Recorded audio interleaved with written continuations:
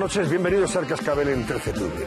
31 años después de que su padre, el rey emérito, pisara Londres, en una visita de Estado que convirtió a Juan Carlos en el primer rey extranjero que intervenía ante el Parlamento británico, su hijo Felipe VI ha vuelto a Londres, también en visita oficial, también en visita de Estado.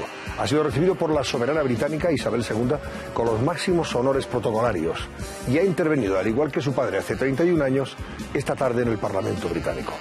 Felipe VI ha valorado las buenas relaciones diplomáticas y sobre todo comerciales de Reino Unido y de España, pero también se ha referido al único contencioso entre los dos países, Gibraltar, sobre el que ha pedido diálogo a los gobiernos de Madrid y de Londres con el fin de que busquen fórmulas que satisfagan a las partes. Eso ha dicho. La jornada londinense de Felipe y de Leticia está concluyendo a esta hora. Lo hace con una cena de gala en el Palacio Real de Buckingham que Isabel II le está ofreciendo en su honor y a la que asiste toda la familia real británica, como gesto de la importancia que la soberana ha querido imprimir a esta visita de Estado de los reyes de España, con los que, como se sabe, está emparentada tras la boda de Alfonso XIII, con la princesa Victoria Eugenia, nieta de la reina Victoria y bisabuela y madrina precisamente del rey Felipe VI. La visita de Estado también tiene una importante dimensión económica, dadas las excelentes relaciones comerciales, con una balanza comercial, por cierto, favorable a España, que en estos momentos cobra mucha más importancia con el Brexit de por medio. Así que analizaremos esta visita política y económica de Felipe VI a Londres con el exministro de Asuntos Exteriores, con José Manuel García Margallo, pero también con quienes esta noche me acompañan y que ya les presento. Jaime González, buenas noches. Gracias. Fátima Iglesias, muy buenas. Hola, buenas noches. Alfonso Rojo, buenas noches. Antes de que me quite la palabra, te quiero saludar. Tienes un tipo de público muy especial. Sabes que siempre nos gente quejamos. buena Además, y sobre tú todo estarás en esa órbita, preparada en esa y que formada. dices, oye, aquí en España ya no trabaja nadie porque siempre que mandas a alguien para que te haga algo en casa es polaco, checo no, polaco. Si es el pladur son los rumanos, siempre son rumanos. Pues no, señor. Yo he estado pintando y voy a pintar periodista digital y me han venido dos tíos como dos castillos, más o menos de mi edad, sí, como gente hecha y derecha.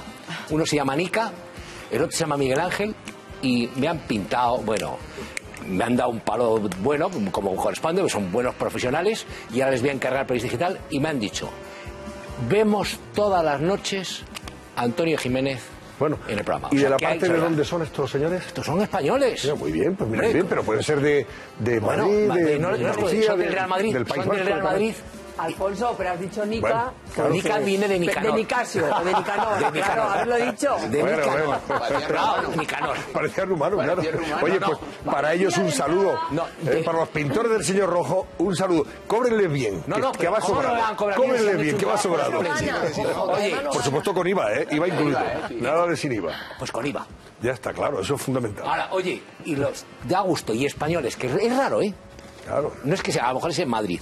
Pero bueno, yo me iba un... También ocurre en Barcelona. Sí. Esther Jaén, buenas noches. Y ya saludo también al senador y al diputado Antonio Larcó, buenas noches. Buenas noches, ¿qué tal? A mí no me ha ocurrido nada con los romanos, pero sí me ha ocurrido que fui a Montalvo con un grupo de compañeros. Provincia de Cuenca. Pueblo precioso, pequeñito, fuimos a poner gasolina, entramos en una cafetería y se me acercaron 10 o 12 personas del pueblo que viven en Barcelona y me dijeron, por favor, a usted lo vemos de vez en cuando allí, dígale usted, don Antonio, que también vemos el cascabel. Que ven el cascabel y que quieren que se lo diga. Y lo digo encantado. Vamos a preguntar a Nicolás Fernández Guisado, que es el presidente de AMPE, la Asociación Nacional de Profesores de Enseñanza, sobre este particular asunto que nos ha llamado poderosamente la atención y que no sé si a ustedes, a los profesores, les indigna incluso. Buenas noches, don Nicolás. Hola, buenas noches. Bien. Debemos opinar sobre esto. Claro que sí. Puedan tener el título de educación secundaria obligatoria aquellos que suspendan incluso 2 asignaturas ahora en junio. Sí. La medida trae causa de un decreto que se ha aprobado recientemente, el 562 del 2017, a nivel estatal, por el medio del cual, una vez que en el debate de investidura el presidente de gobierno tuvo que pactar, modificar la LOMCE en determinados aspectos, encargarse de lo que popularmente se conocía como reválidas, pues lógicamente había que determinar cómo titulaban los alumnos, cómo adquirían el título de la ESO y cómo adquirían el título de bachillerato. Cuando vimos el decreto en el Consejo Escolar del Estado, AMPE se opuso frontalmente. Nos parece una medida perjudicial, porque esta medida en sí perjudica a los alumnos, a los que van bien, a los mejores alumnos, a los más excelentes, porque le lanzas un mensaje desmotivador. Claro. Le dices que no hace falta que se esfuerce y que vas a obtener el título con menos esfuerzo. Pero también perjudica a aquellos alumnos que tienen dificultades, porque incluso se puede llegar a dar el caso de que ya de entrada objeten de 2 asignaturas. Simple y llanamente digan, siempre que no coincidan matemáticas y lengua... Que son las únicas por las que no te darían el título ni pasarías. Las 2 únicas asignaturas. Bien, pues siempre que no coinciden estas 2, es decir, un alumno puede decir, pues yo dejo la matemática y el inglés, o la física y la historia. Y eso, claro, es un mensaje, desde luego, negativo para el alumnado y también para el profesorado. Que Pero también... esto, don Nicolás, ¿esto lo puede hacer la Junta de Andalucía sin ninguna pega, sin ningún problema? Lo que tiene de novedoso la medida de la Junta de Andalucía es que ni siquiera espera a septiembre a permitir que se hagan las recuperaciones y anticipa el resultado y dice, bueno, pues como el decreto permite titular con 2 asignaturas, ¿para qué esperar a septiembre? Todavía la medida es mucho más perjudicial, porque a estos alumnos le está impidiendo que puedan mejorar sus resultados académicos, que puedan, desde luego, aprobar esas asignaturas y su expediente académico incluso puede ir mejorado si en septiembre obtuvieran un resultado favorable. Pero, de alguna manera, lo que se pretende es cuanto antes ya terminar y darle el título ya en junio. Desde luego, el decreto en sí no ofrece esa alternativa y esto nos parece una medida no solo precipitada, sino que incluso tiene connotaciones de ilegalidad. Aparte de que deja en manos de los centros la decisión, porque los centros se han encontrado con unas instrucciones y les dice, reúnanse el equipo directivo y digan si estos alumnos, pese a tener 2 asignaturas suspensas, han adquirido el mínimo, los objetivos mínimos para poder titular. Creemos que eso, la cultura del rigor y el esfuerzo, sufre todavía un ataque más. Claro, hay una denuncia planteada, creo, de la Asociación de Profesores de Instituto de Andalucía ante la Fiscalía Superior de Andalucía. Entiendo, en cualquier caso, señor Fernández Guisado, que el resto de comunidades sí va a obligar a los alumnos que suspendan 2 asignaturas a que se examinen en septiembre, por lo menos, ¿no? Que intenten recuperar esas 2 asignaturas para poder obtener el título de la educación secundaria obligatoria, ¿no? Hasta ahora no tenemos conocimiento de que ninguna otra comunidad... O sea, solo Andalucía lo hace. Medida, solo Andalucía. ¿Y por qué cree usted que lo hace esto? ¿Qué sentido tiene? Bueno, pues bajo estas propuestas lo que se quiere es reducir cuanto antes esas tasas de alto índice de abandono y fracaso escolar que tenemos. De alguna manera lo que se... Eso es hacerse trampas en el solitario, don Nicolás. Eso es engañar, un poco y decir, mentir. bueno, vamos a dar unos datos cuanto antes mejor, pero aquí no solo tenemos que hablar del índice y abandono escolar, sino también de la calidad del sistema educativo, de que un sistema educativo tenga un nivel de exigencia, que estos alumnos recuperen, porque luego van a pasar con ese déficit al bachillerato, a la formación profesional, a donde quiera que vaya. Las demás comunidades no han optado por esta medida. Hay otro debate en el sistema educativo también ahora muy preocupante que se ha instalado, que es determinadas comunidades, varias, han suprimido ya los exámenes de septiembre y han trasladado los exámenes a junio. Y es una medida también que hay que verla con mucha cautela, porque no tiene mucho sentido desde el punto de vista pedagógico que un alumno el día 20 de junio que termina su examen, o el 15 de junio en algunas comunidades, haya suspendido en 2 o 3 asignaturas y el día 25, es decir, 8 o 10 días, tenga la posibilidad de recuperar. Parece poco aconsejable, o parece que eso es un poco... Lo hacen para mejorar la convivencia familiar durante las vacaciones, ¿no? Bueno, aquí hay muchos intereses. Los padres dicen que condenar a los hijos durante 2 meses de verano a recuperar tienen en academias, y que entramos en el debate ese de que hay quien se lo puede pagar y quien no. La Administración también tiene sus intereses. La Administración es favorable a anticipar esta medida y cada vez son más las que lo están haciendo, porque dice que así gestionan mejor el curso en septiembre. ¿Por qué? Porque tienen que dotar las plantillas. Hay muchos interinos que terminan el curso, mucho en el sistema educativo. Para que se hagan una idea, hay 110.000 interinos en la actualidad en la enseñanza pública. Y eso, claro, muchos a lo mejor no están en septiembre. Entonces, todas estas cuestiones hacen que estos criterios de organización se antepongan a razones verdaderamente pedagógicas, que son las que deben primar en un sistema educativo. Pero aquí la pregunta es, lo de Andalucía efectivamente ya es de traca, pero vamos a imaginarnos en el supuesto en otras comunidades donde unos chavales les queden 2 asignaturas pendientes para septiembre y las suspendan. Las suspenderán, pero ya no por culpa de la Junta de Andalucía, sino por una ley de carácter nacional que les permite pasar de curso. Claro.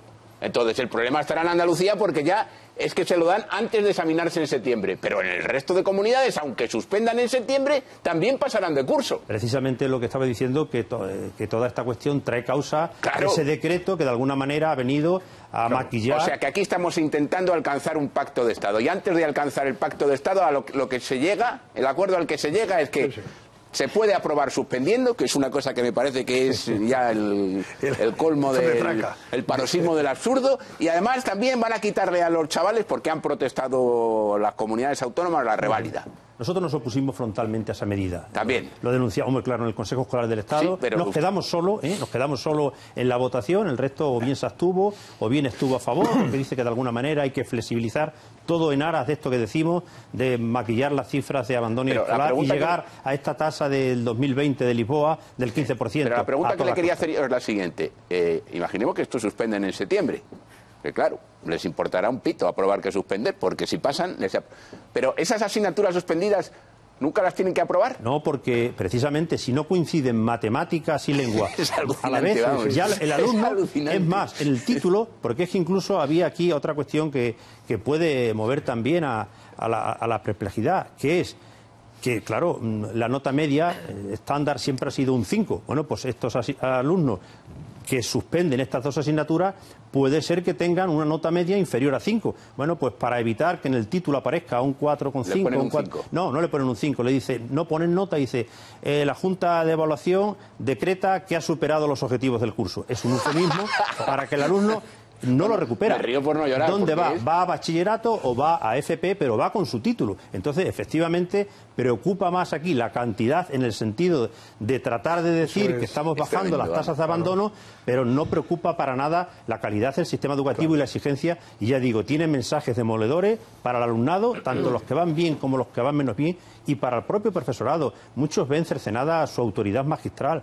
¿Qué dice un profesor cuando un alumno de entrada dice, a mí me da igual, yo en tu asignatura no pienso hacer nada, de entrada la dejo aparcada, porque entonces pierde su autoridad, pierde el estímulo? Eso es lo que está aquí. El decreto no tiene nada bueno, pero sí tiene una medida que es transitorio y coyuntural, porque se nos dice, y dice el decreto, que esto se aplicará hasta que se alcance un pacto de Estado. Es decir, el pacto de Estado se pone como un fin, con lo cual abocamos a ese pacto. Esta tarde hemos estado en el Congreso de los Diputados, reunidos con el Grupo Parlamentario Popular, todas las organizaciones sindicales, tratando de impulsar ese pacto, porque el sistema educativo ahora tiene un problema de funcionamiento, es que están cohabitando, previviendo dos leyes. La LOMCE, la última, que está tocada de ala con este recorte que hubo que hacer en el debate de investidura para alcanzar ese acuerdo, y la LOE, que está subsistente en muchas... Es difícil así. Pero con estas medidas se parece más a la LOE que a la que viene luego. Esta medida se parece, por supuesto, mucho más a la LOE. Claro.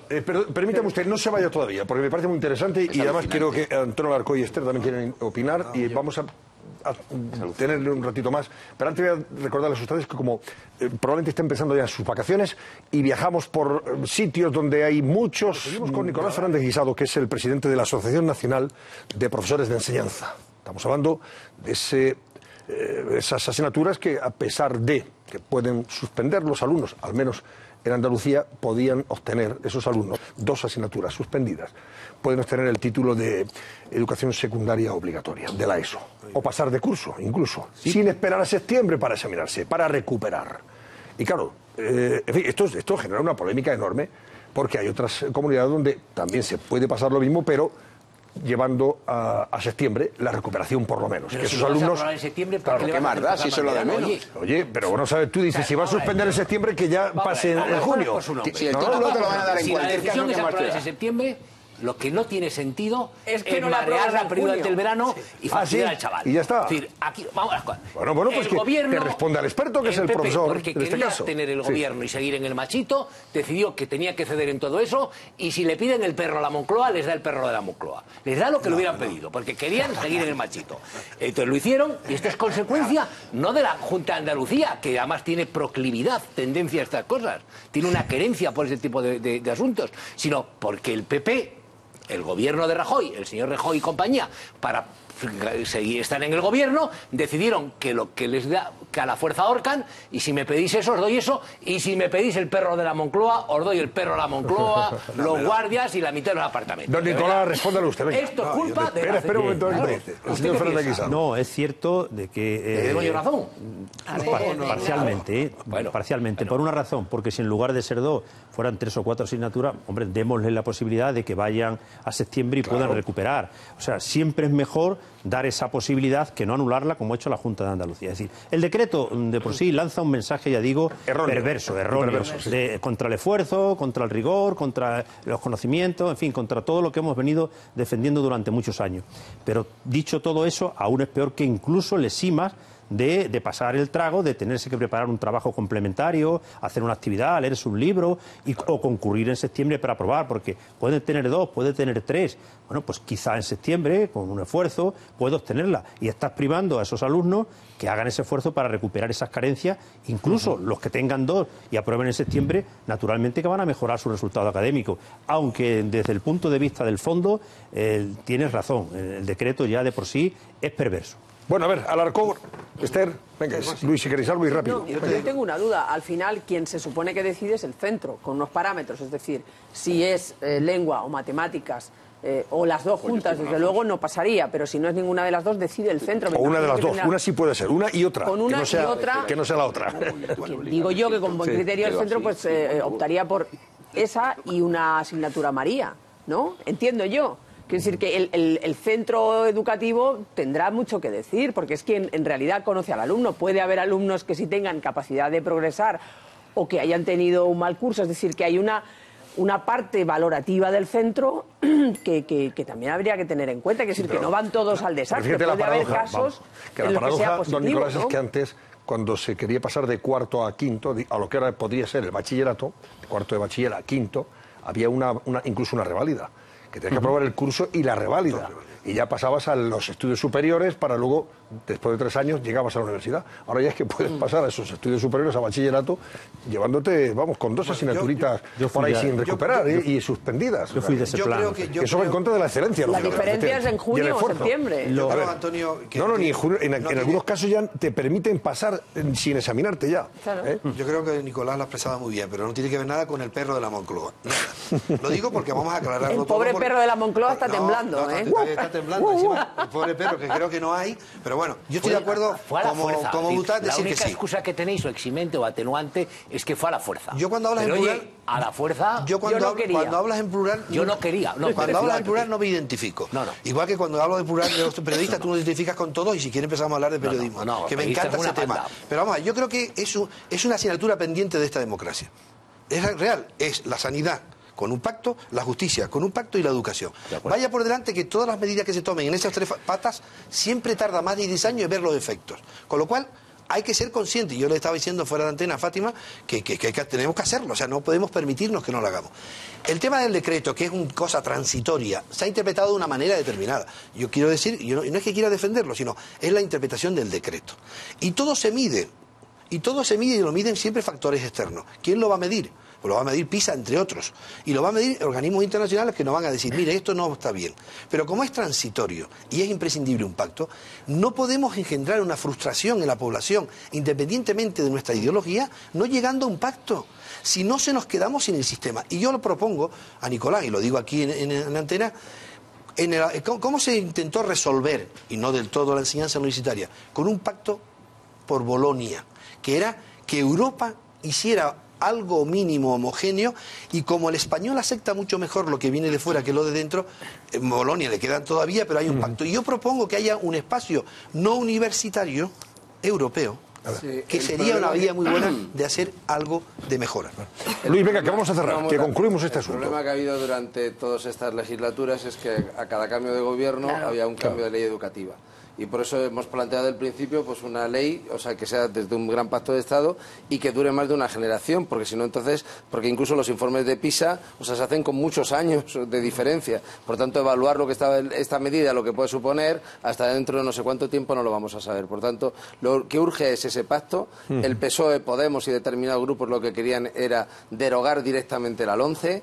O sea, que decir, estamos siempre en sustituir, quitar, cambiar, y lo que hace falta es consensuar una ley que se acorde, que se aplique a poder ser en la mayor armonía en las comunidades autónomas y que garantice la igualdad y que no haya un trato muy desigual en la educación de unos sitios a otros, y sobre todo que dé las garantías de que buscamos la calidad del sistema educativo. Solo doy un dato. En los próximos 20 años se estima que van a desaparecer el 50% de los empleos tradicionales. Por tanto, o apostamos por una educación de verdad de calidad y que forma personas para poder competir, o lo que estamos haciendo es degradando las posibilidades de empleo. Pero porque yo muchas puedo veces decir una estos títulos se han dado porque te lo requerían en un puesto de trabajo simplemente tener el diploma de la ESO. Sí, lo que es la ESO, precisamente ese tipo de puestos de trabajo son los que probablemente van a desaparecer con la tener una diplomatura. Yo te puedo decir una cosa. Brevemente, venga, Jaime, por favor.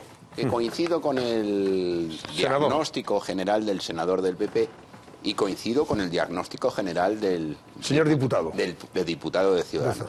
Pero ¿sabéis lo que os digo? Que más allá del diagnóstico, esto, por muy transitorio que sea, es una tomadura de pelo.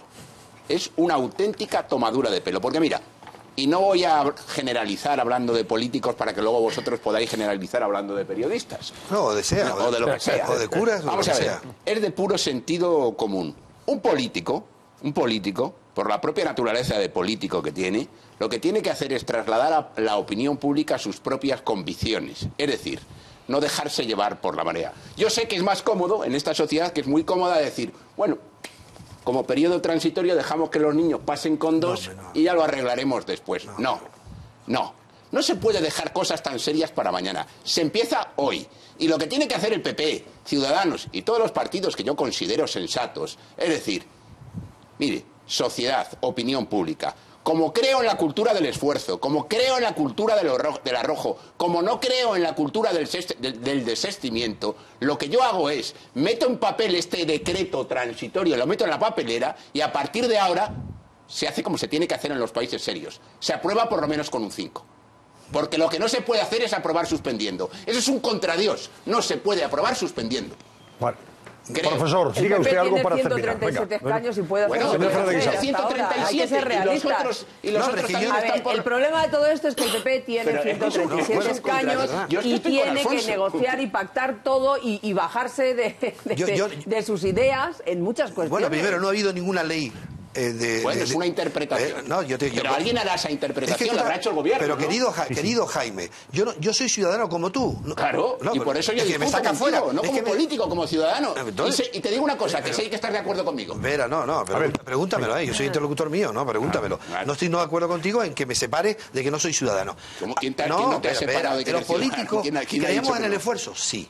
Creemos, yo por lo menos, he vivido del esfuerzo toda mi vida. Sí. Segundo, creemos, y en el partido cree que el esfuerzo es imprescindible, sí. Pero usted lo ha dicho muy bien. Las cosas es pensarlo y la realización política tiene unos tiempos distintos. Y no siempre se puede hacer lo que uno quiere y lo que uno piensa. Por cierto, nunca ha habido una ley del Partido Popular, porque nunca ha podido funcionar ninguna. Profesor, cerramos. Bueno, yo creo que lo acaba de apuntar antes Luis Salvador en su intervención. De esta situación hay que salir. La única manera de salir es desde acordar un pacto de Estado. Sin duda. Un pacto de Estado, yo más bien me atrevo a decir, yo soy muy escéptico por lo que conozco, por lo que voy viendo, las diferencias, la ideologización tan grande que tiene la educación. Un acuerdo de mínimo. Un acuerdo de mínimo que desde el artículo 27 de la Constitución, que nos ha servido para ir funcionando, sentar unos pilares básicos en cuanto al modelo y la estructura del sistema educativo, el funcionamiento de los centros, la situación del profesorado que hay que regular desde el acceso, en fin, una serie de puntos básicos y cuestiones nucleares, la enseñanza pública, la prioridad que tiene que tener sin confrontar con otras redes que están ahí en la Constitución, porque es la que llega a todos los rincones. Y en España, además, un problema que nosotros estamos denunciando es la desvertebración tan grande que hay en el sistema educativo. Con esto no queremos decir que se devuelva las competencias al Estado, pero en ese pacto tiene que definirse claramente las reglas del juego. ¿Cuáles son las competencias básicas del Estado y cuáles son las de las comunidades autónomas? Porque ahora mismo tenemos una desvertebración absoluta en libros de texto, en diseño curricular, en las pruebas de evaluación. Pongo un ejemplo y termino. El año pasado se puso una prueba muy sencilla que estaba en una ley orgánica, la prueba de sexto de primaria, para que todos los alumnos, sin efectos académicos, se les hiciera una prueba externa para ver cómo iban en su rendimiento, para que cuando fueran a la ESO supieran el padre, el colegio, cuál era su nivel. Pues las comunidades autónomas se rebelaron contra esa prueba y la echaron para atrás. Así en educación, la educación debe ser un asunto de Estado y no de territorio partido. Si no se hace un pacto de Estado que sea político, social y territorial, es imposible. Es imposible avanzar. Si no, pues ¿qué pasará? Seguiremos perviviendo pues por la inercia y con parches habrá, porque el milagro se hace cada día cuando el alumno llega al centro y siempre hay un maestro o un profesor que le va a dar clase y va a tratar de dar lo mejor de sí, pero un sistema educativo moderno y de calidad en la línea de lo que todos queremos, solamente se puede llegar a él desde esa estabilidad que dé un pacto de Estado y hay que alcanzarlo cuanto antes. Don Nicolás Fernández Guisado, presidente de la Asociación Nacional de Profesores de Enseñanza. Gracias. Gracias a ustedes, muy amable. Con el comienzo del curso espero verle aquí y tendremos ocasión de debatir. Estaré encantado. Más amplio y con más extensión, por supuesto, más intensidad sobre la educación en España, que creo que es primordial, ¿no? Que estas cosas se planteen y que la gente tome conciencia de que efectivamente no es solamente necesario el pacto de Estado, sino tener unas reglas de juego claras en todos sitios y que se acabe con la impostura también desde el punto de vista de la enseñanza, que en algunas comunidades ya la hemos denunciado aquí. La mentira, la forma de interpretar la historia, etcétera, etcétera. Bueno, gracias, señor Fernández. Buenas noches. Vamos con el barómetro, Susana Ollero. Pregunta que planteamos esta noche, que todavía no hemos tenido oportunidad y que tiene que ver con lo que hablamos enseguida. Venga. Vamos a lanzar la pregunta a nuestros espectadores a raíz de los acontecimientos de esta mañana. En Madrid les queremos preguntar si está justificado el abucheo a Manuela Carmena. Abrimos líneas para que empiecen a llamar. Ya saben que nuestros teléfonos son el 905-855-001 si opinan y están a favor, o el 905-855-002 si están en contra.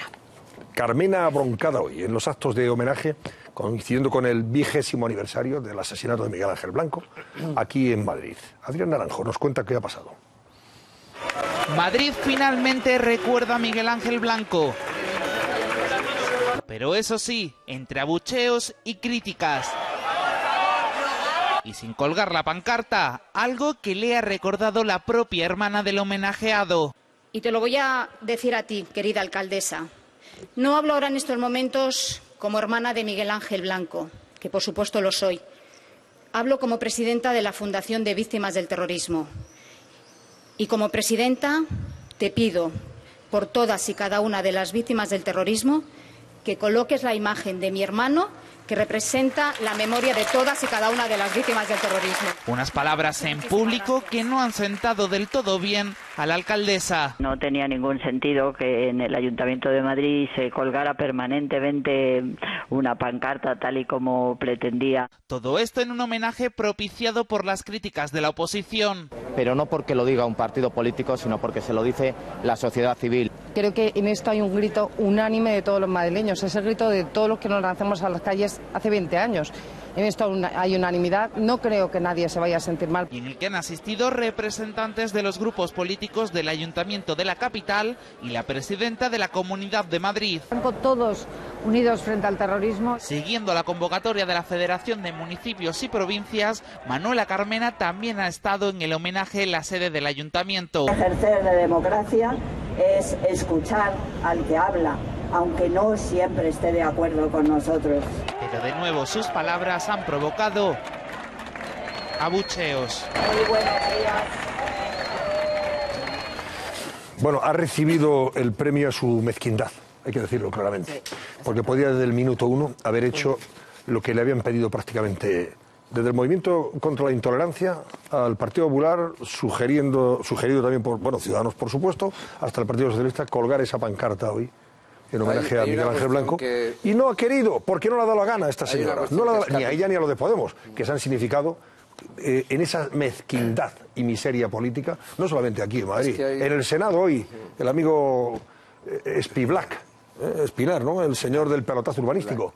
Ahora comentamos eso. Cuéntanos. No, quiero decir que hay una realidad que es así, ellos se sienten más cómodos o con Otegi, o sea, que en un homenaje a Miguel Ángel Blanco, o sea, eso es una realidad incuestionable. O sea, siempre ponen pegas. En este momento se colocan banderas de todo tipo, se hacen conmemoraciones de todo tipo de días. O sea, no tiene ningún sentido que una persona que ha nucleado precisamente la protesta contra el terrorismo, por lo que supuso en ese momento de ese asesinato en directo que vivió toda la sociedad española, que lanzó a todo el mundo a la calle, o sea, Miguel Ángel Blanco no es del Partido Popular, es de la democracia española y de la lucha contra el terrorismo, y por tanto, o sea, lo que no puedo quitar es que pertenecía a ese partido. Entonces lo digo porque es que si lo organiza el PP, no, o sea, esa no es una persona, es un héroe de este país que simboliza lo que simboliza y que, como ha dicho la hermana, Luis, ponerlo ahí es la imagen de todas las víctimas. Con un añadido, estamos hablando de un ayuntamiento, el Ayuntamiento de Madrid. Si un ayuntamiento tiene motivos para homenajear, recordar, reconocer a alguien, es a un concejal, a un edil de otra población, es que había razones, y además que fue asesinado, por Dios, si es que no hay... A ver, sobre todo porque en temas como extraordinaria. nunca sobran los gestos. Si acaso todo lo contrario, siempre falta algún gesto más. Y la cicatería política, esa tacañería política, al final lo que produce es ruido, que es lo que hemos escuchado. En vez de pensar en el espíritu de Hermoa, que es lo que tendríamos que haber hablado hoy todos, lo que estamos escuchando es ruido político. Yo tuve la suerte o la mala suerte de estar justo en el momento en el que salió aquel teletipo fatal del secuestro de Miguel Ángel Blanco y por el que tuve que interrumpir la programación. Estaba Julio Otero en directo y dar la noticia en directo. Y tuve la ocasión de vivir esos 48 horas en Ermua y de estar ahí en Ermua durante las horas siguientes. Lo que allí salió es tan inexplicable, tan inabarcable, que hoy se merecía verdaderamente, Miguel Ángel Blanco se merecía, él y todas las víctimas de terroristas, porque luego hubo 66 víctimas más, se merecían que hubiéramos estado hablando de lo que salió de allí, no del ruido político y, por supuesto, no de Manuela Carmena. Pero lo que no se merecía en ningún caso es un homenaje que está absolutamente tenso, horroroso y afeado primero por el error que comete el Ayuntamiento de Madrid, Manuela Carmena, el equipo de gobierno, quien queráis, pero después también por la gente que va allí a broncar. Oye, que se está homenajeando a Miguel Ángel Blanco, se está homenajeando, entonces al final se convierte en un acto de chillidos, de abucheos, de cruce de descalificaciones, de reproches. A mí me parece tristísimo, tristísimo lo que veo hoy. Se ha gastado una conversación, Esther, que la hemos puesto anteriormente de la alcaldesa con Marimar Blanco, cuando le ha dicho, hombre, no, estas cosas no me las debería haber dicho en público, cuando lo ha dicho ella, lo hemos escuchado anteriormente, alcaldesa, deberías haber puesto esa pancarta aquí en el ayuntamiento, en la fachada. Si y ella le ha dicho, estas cosas se dicen de otra manera, me tenías que haber llamado y tal. No, mire usted, se lo llevan diciendo 4 días, por favor. Se los llevan diciendo 4 días, 5 días. Yo creo que es una tristeza, yo creo que a las víctimas hay que ponerle cara, hay que ponerle corazón, hay que ponerle ojos, hay que identificarlo, y precisamente el espíritu de Ermua con Miguel Ángel Blanco es precisamente un hombre joven, muy joven, en un sitio terrible, donde ha sido vilmente asesinado. Yo creo que ciertos políticos necesitan factores inhibitorios y tener un poco de vergüenza ajena, lo digo con dolor, de verdad, factores inhibitorios. ¿Pero qué ha pasado hoy en el Senado, Antonio? Te interrumpo porque hoy el Senado ha guardado un minuto de silencio, los senadores se han puesto en pie después de ese minuto de silencio y han aplaudido. Todos, menos casualmente, Spivak. O sea, el senador Ramón Espinar, llamado Spivak por la tarjeta habla de su papá, el señor del pelotazo del piso. Este señor se ha puesto a hablar con 2 senadoras o senadores del partido Podemos que no han aplaudido, como si no fuera con ellos. Ni siquiera han guardado, ya no han guardado el respeto debido. No quieres aplaudir, pues bueno, pues no. Pero se han puesto a hablar cuando los demás senadores estaban aplaudiendo. En el Senado, la mezquindad y miseria política de esta gente. Sin duda, vamos a ver, otros factores inhibitorios.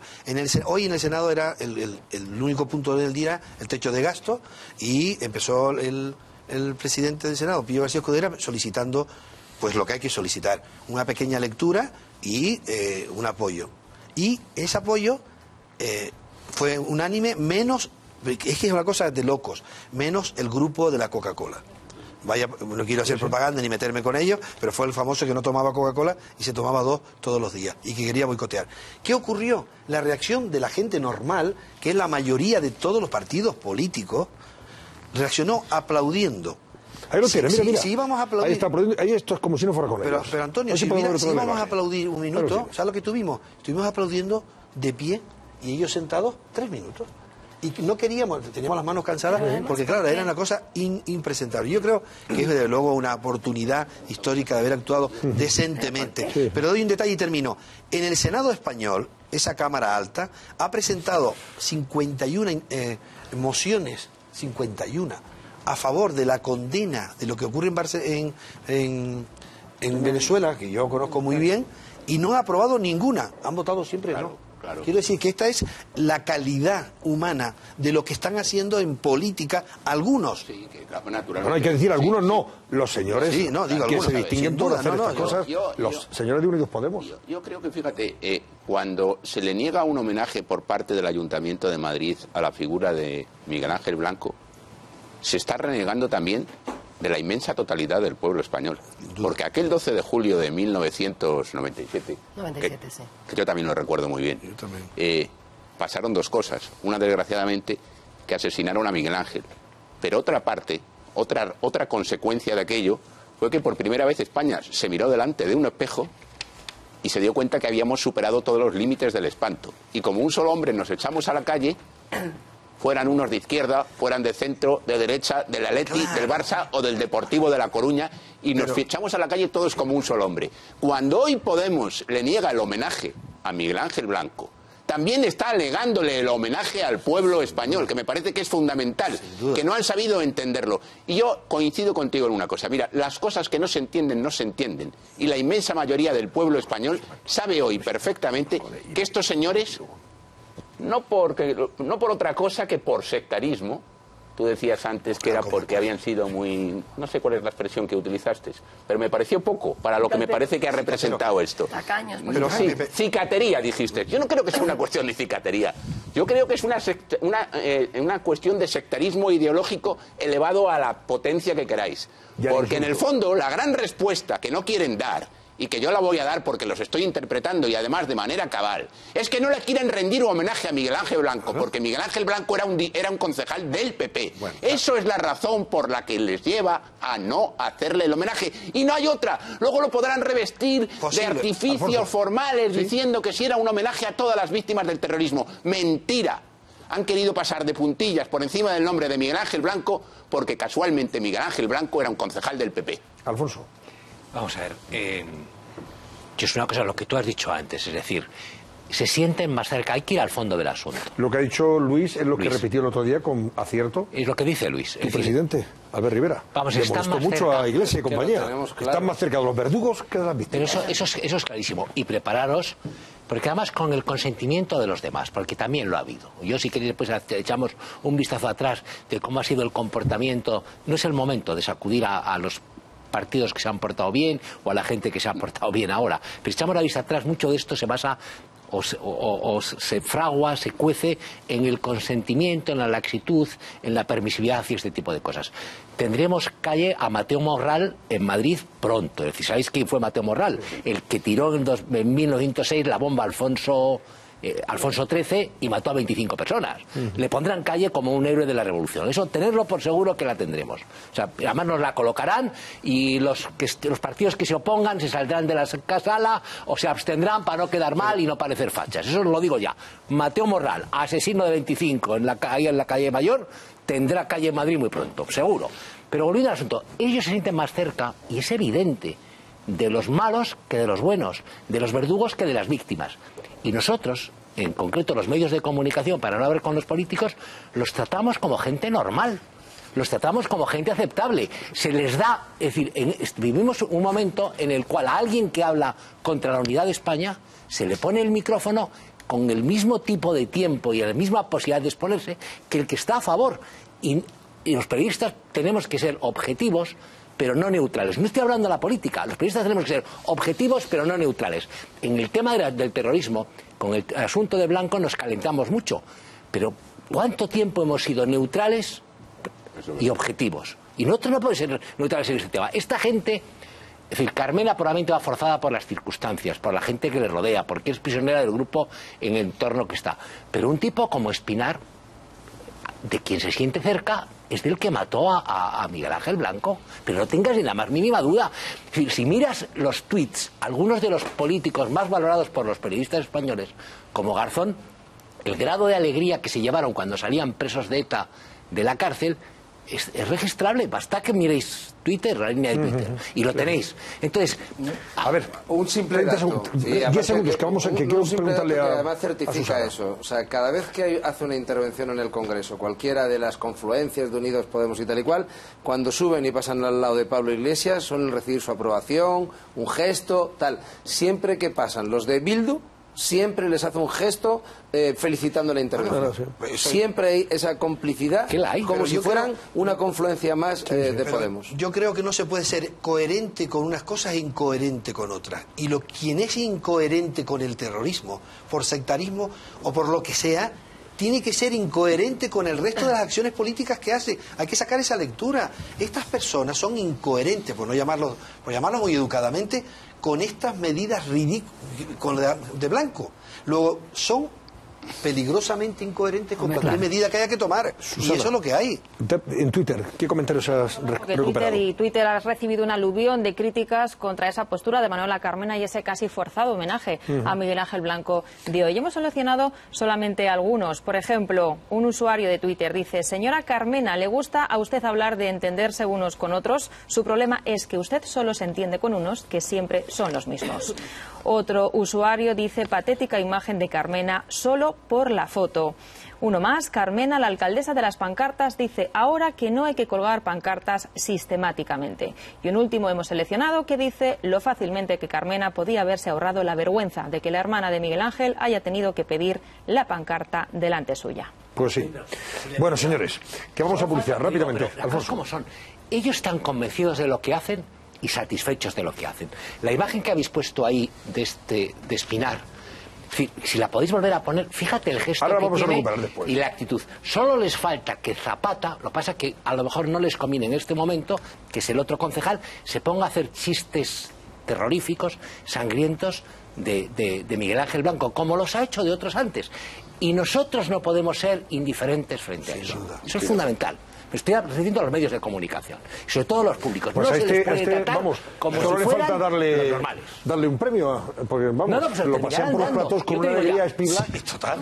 Es que han dicho que Leopoldo es un golpista. No, lo más grave, lo peor ya no es eso. Ahora, claro, estamos hablando de los extremos. No, y hoy se permitía dar lecciones diciendo cuánto le ha salido la corrupción al Partido Popular. Ahora vamos a hablar y no de eso. habla de lo cuánto le ha salido ahora su vamos a hablar de eso personal. porque tenemos unas imágenes también de Barcelona, pleno del Ayuntamiento de Barcelona, donde se está leyendo también una declaración de condena por la situación actual en Venezuela y de apoyo a los presos políticos.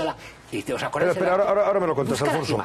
Y se han presentado 4 tiparracos de las CUP, estos antisistema, donde han exhibido esa podredumbre intelectual o mental que tienen, que llevan dentro, con carteles de Leopoldo asesino. Ya lo único que faltaba por ver. Un hombre que ha estado injustamente encarcelado en una prisión militar durante más de 3 años, 3 años y varios meses, y encima le tildan de asesino. Pues estos miserables. Desayuno de Televisión Española mañana pasado, que los lleva. Bueno, señor, ahora hablamos de eso porque antes les recomiendo que dormir y descansar las horas necesarias. ¿Cómo está ahora mismo el barómetro, Susana?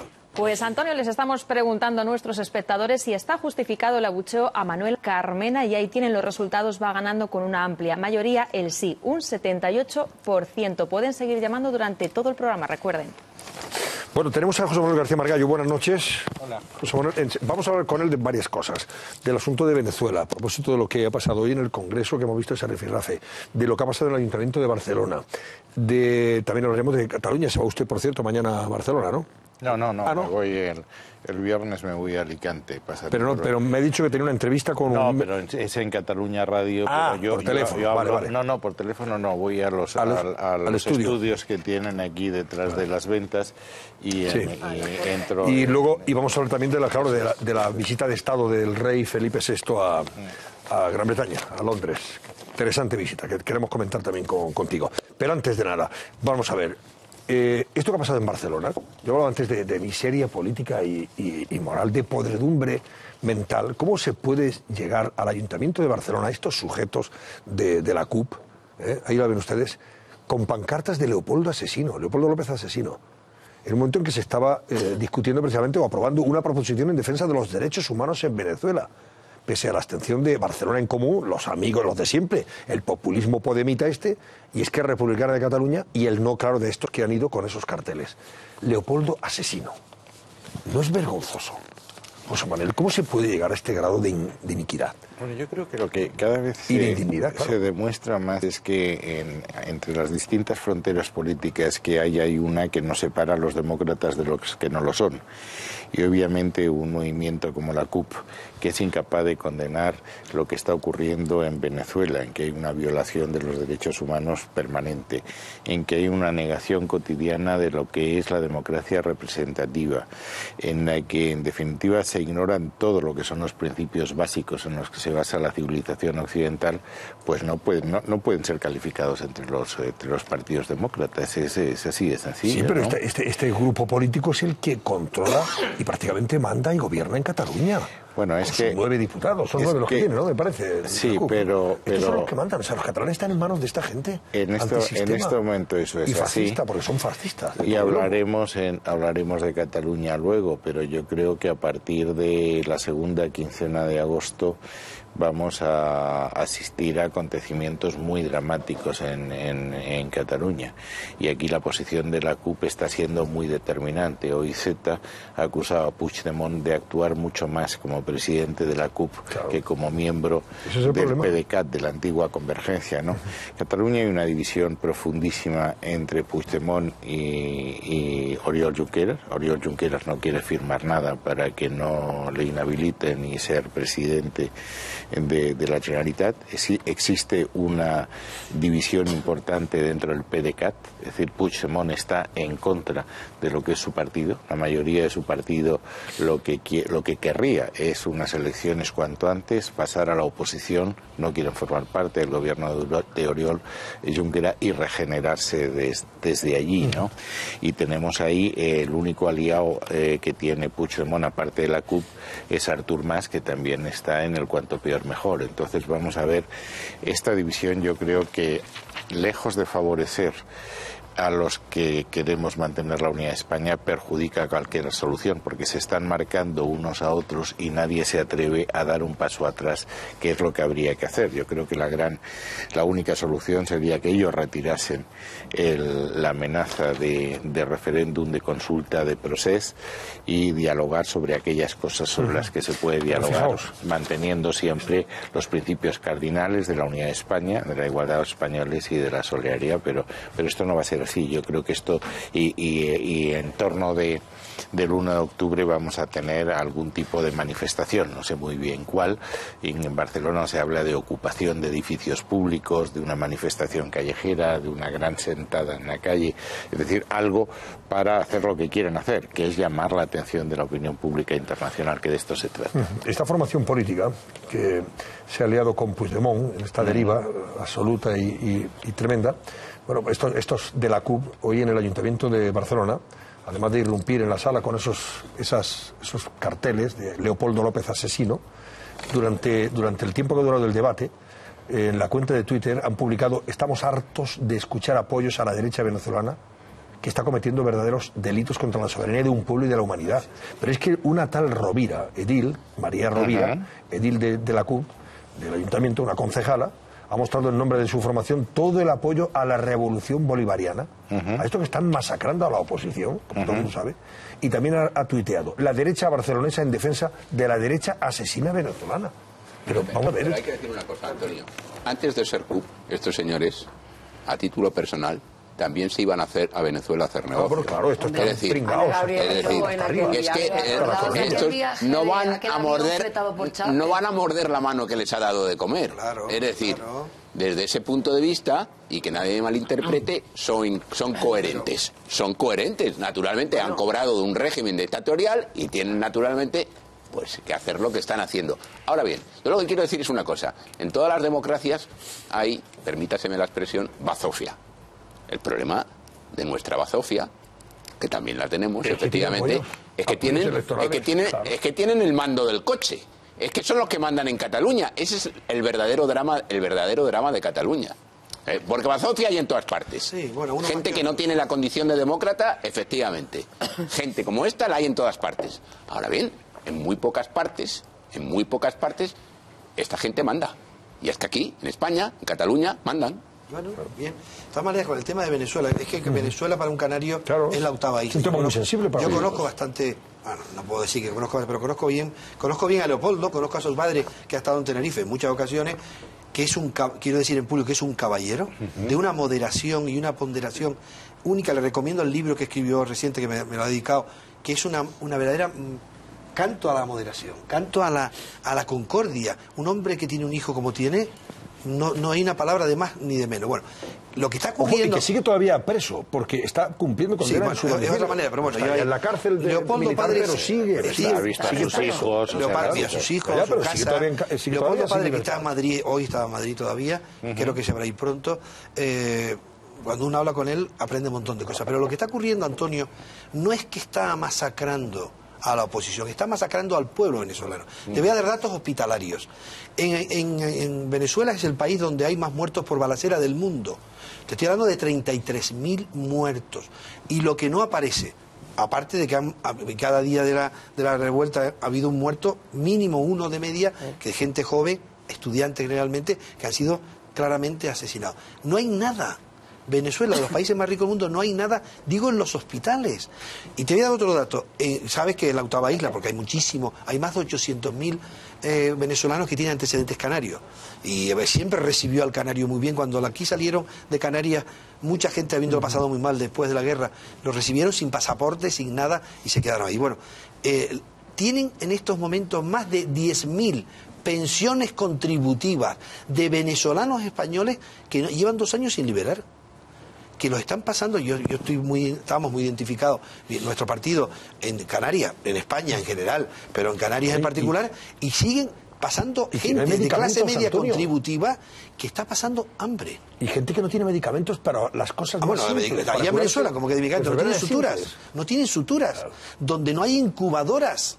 Estamos hablando del país más rico del mundo. No hay incubadora que exporta petróleo, exportaba, que se lo da todo a Cuba. Sí, las cunas son cajas de carbón. Por eso lo estoy contando. Creo que hay que contarlo, y desenmascararlo. ¿Y por qué no enviamos estos? ¿Por qué no se van ahí a vivir a Caracas? Alfonso, los cupistas, los de señores de Podemos, ¿por qué no se van a vivir allí? Si es un régimen tan fantástico y donde es un régimen de libertades, pero a mí me vas a permitir de igualdades, ¿por qué no se van allí? Abrir un paréntesis y vuelvo un poco a lo que decía antes. Mira, si cualquier persona en España hubiera reivindicado en su momento a alguien, es decir, por poner uno de los grandes demonios de las décadas pasadas, a Pinochet, hubiera aplaudido lo que ocurrió en el Estadio Nacional, los habían echado, hubiera entendido, por ponerte otro menos significado, pues es que no hubiera aparecido, en tertulias como estas nunca hubiera aparecido, no hubiera recibido nunca micrófonos de las televisiones, ni de las radios, ni cobertura de los periódicos. En nuestro drama es que esta gente que es capaz de decir estas cosas, los del cartel son los más extremos, pero que las mismas posturas, que lo que dice el cartel, lo expresa con palabras Alberto Garzón, y es un personaje absolutamente respetable en nuestros medios de comunicación y puede decir lo que quiera y no hay ningún contraste. Cualquier persona que en España quiera promover el separatismo de Cataluña recibe en los medios privados y en los públicos una cobertura respetuosa, constante, repetida y sin interrupciones. Porque dices, bueno, aquí no vamos a hacer aquella cosa que hacían los británicos, ¿recordáis? La BBC alteraba la voz de los que eran de los miembros del Sinn Féin porque eran próximos al IRA y por lo tanto sus voces durante años no se escucharon en la BBC británica y les ponían una voz alterada, eso os tenéis que acordar. Aquí no vamos a hacer ese tipo de cosas porque no llevan a ningún... Pero yo lo que me pregunto es ¿por qué convertimos a estos en ciudadanos respetables? Y somos nosotros los medios de comunicación los que convierten los que convierten a Rufián, al Rufián de Rufián, en un personaje habitual, y los votantes. Pero oye, lo de los votantes os voy a decir una cosa que se decía cuando yo estaba en la universidad. Porque les votan. No nos olvidemos de eso. Pero os voy a decir una cosa sobre los votos que se decía en los tiempos en que yo en la universidad y que suena muy fuerte. A las moscas hay un producto que les encanta, lo que no convierte ese producto en un producto deseable o aceptable. Es decir, el que tengan 5 millones de votos no convierte a Podemos en un producto aceptable, deseable o respetable. Vamos a ver, yo no me puedo imaginar a un español que reivindicase el nazismo y que fuera aceptado por nosotros como un personaje normal en nuestra convivencia. Estos tíos pueden reivindicar el exterminio en Ucrania de 4 millones de personas por hambre. Si quieren expropiar la Catedral de Barcelona. Les aplaude. Si quieren expropiar la Catedral de Barcelona para convertirla en no sé qué, un centro lúdico, festivo. Es decir, vamos a ver, el acto, lo de un personaje como Espinar hoy, Ramón Espinar, en el Senado, es tan detestable que tiene que tener una repercusión. Sin duda. Inmediata, es decir, no puede tener un castigo penal. Porque mañana le entrevistarán.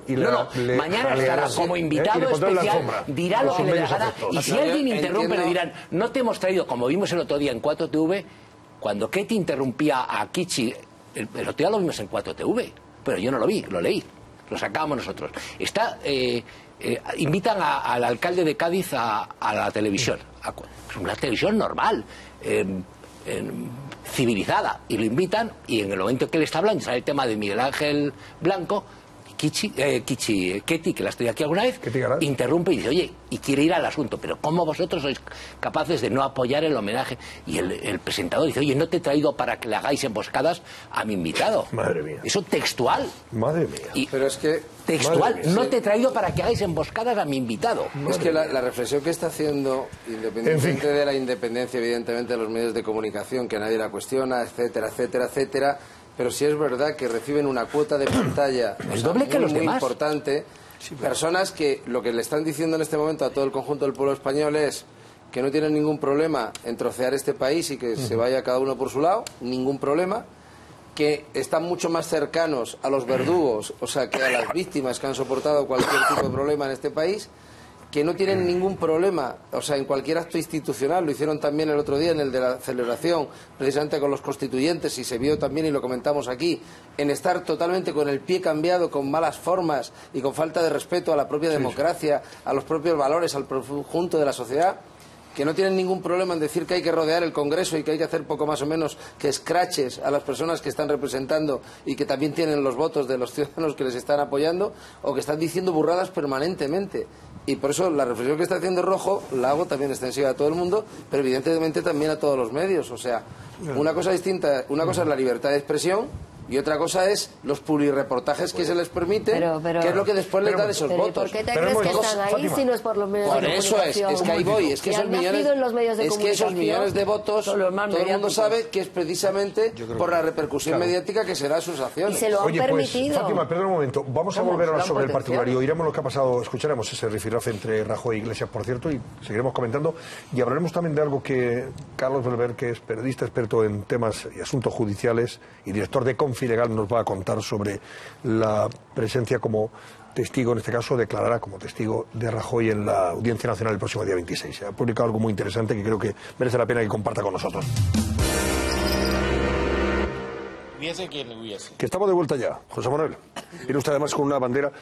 Yo veo está con una corbata con la bandera de España, ¿verdad? La suelo llevar casi siempre. Que no sé, alguien ha dicho, no será la señora, no, es la bandera de España. No, es la bandera nacional. Hoy viene usted, claro, como vamos a hablar de Gibraltar y de la visita de los Reyes a Gran Bretaña, yo me pongo la corbata de la bandera. No, es la de la marca España, ¿eh? Es un regalo España de Carlos Espinosa de los Monteros. Está muy bien, además, llevarla, claro que sí. Vamos a ver, que tengo las portadas, todas se ocupan de la presencia de del rey, bueno, de los Reyes en Londres, junto a la prima Lilibet. Bueno, en este caso sería del rey Juan Carlos, sí, era la prima, ¿no? Prima Lilibet. Yo creo que no, que era tía, que yo creo que hay una diferencia generacional.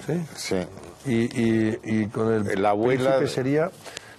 O sea, la reina Victoria... Era bisabuela de Isabel.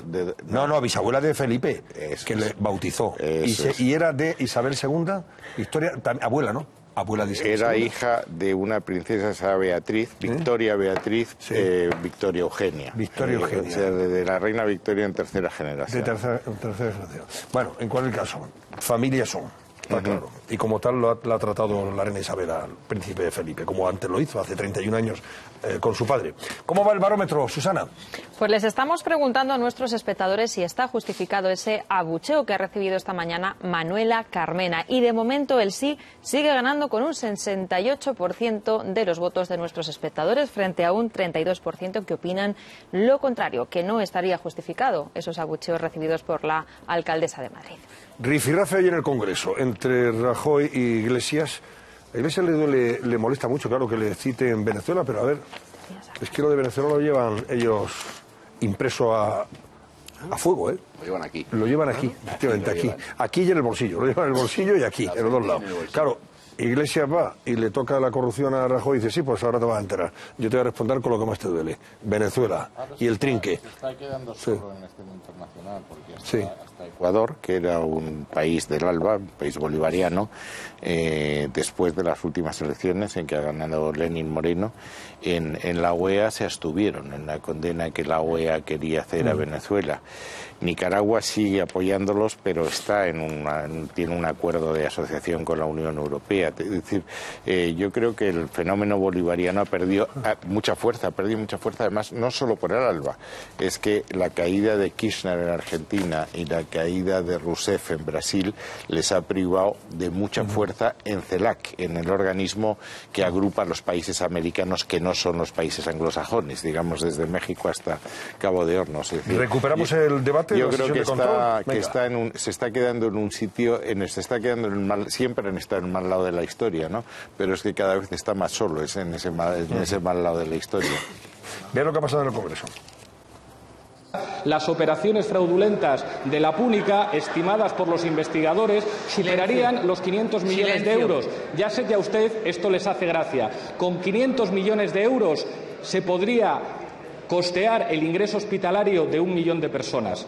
Denuncio y combato otro tipo de corrupción a la que usted se refirió en su intervención, que es la de que quienes se han negado en esta Cámara siempre a denunciar la violación de derechos humanos en países amigos, la de quienes no condenan las invasiones de Parlamento democrático, sí, y la de quienes dicen que Leopoldo López, una persona a la que metieron en la cárcel durante más de 3 años y medio, es un golpista cuando todavía está hoy sin libertad.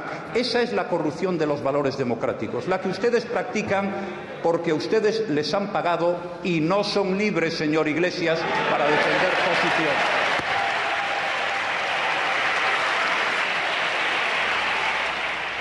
Claro, es que los de Podemos tildan a Leopoldo de golpista y los de la CUT de asesino. Es que se dan la mano en eso, los dos extremos. O sea que no nos sorprende la respuesta de Rajoy. No te puede sorprender. El momento en el que se produjo el asalto al Parlamento, que no sabes dónde estaban los militares y dónde estaba la policía para proteger precisamente una instalación del Estado de esas características. O sea, ya escuchamos lo que dijo Irene Montero. O sea, ella lo que acusó es de que la oposición estaba quemando vivos a ciudadanos venezolanos, ¿no? O Garzón, sus declaraciones siempre son precisamente en ese sentido de golpista a la hora de referirse a Leopoldo López, ¿no? O sea, el problema es... Y aquí hay una diferencia, o sea, igual que unos han sido untados y han recibido del gobierno venezolano, y eso lo sabe todo el que está realmente informado, pero Alberto Garzón se supone que no. Entonces, ¿qué le pasa a Alberto Garzón también para hacer esas declaraciones permanentemente, o sea, dando esa visión de política bolivariana y que todo lo que esté fuera de ese marco, o sea, tienen que denostarlo, ¿no? O sea, si lo unimos eso a la visión de lo que hemos hablado antes de España, pues sabemos en manos de quién está Podemos en este momento y cómo puede tener 5 millones de personas en este momento en este país que esté pensando lo que esta gente está exponiendo, ¿no? Bueno, voy a saludar a Carlos Belver. Carlos Belver es periodista, experto en asuntos judiciales, temas judiciales y director de la publicación en Internet Confilegal. Buenas noches, Carlos. Buenas noches. Carlos ha publicado en su publicación, ha contado que el próximo día 26, Rajoy, como saben, tiene que declarar como testigo en la Audiencia Nacional en ese juicio que se sigue por la trama Gürtel. Bueno, pues en relación con esa comparecencia, habéis escrito, Carlos, en Confilegal, que en el Partido Popular hay malestar hacia la Audiencia Nacional por animar a los medios a cubrir la comparecencia de Rajoy.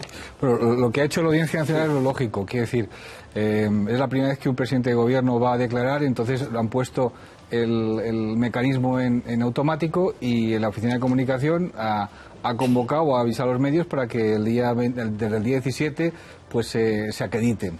Bueno, es un efecto llamada. A mí lo que me han contado es que eso es un efecto llamada, no hacía falta... ¿Pero eso lo suele hacer la Audiencia Nacional? Sí, lo suele hacer, pero evidentemente date cuenta que es la primera vez que, insisto, un presidente de gobierno va a declarar. Entonces, claro, si pongamos que 20 medios van a cubrirlo, con esto son 50, 60 o 70, con lo cual estás potenciando el resultado de lo que diga el presidente en ese juicio. Pero, insisto, siempre, antes de una comparecencia, sea del presidente o de esta es excepcional, lógicamente, ¿no? Aunque sea como testigo, la Audiencia Nacional avisa para que tú te acredites. Funciona bastante bien, tiene un sistema. Las oportunas a ver, yo contribuí a montarlo, por lo tanto funciona bastante bien. No voy a tirar piedras contra mi tejado.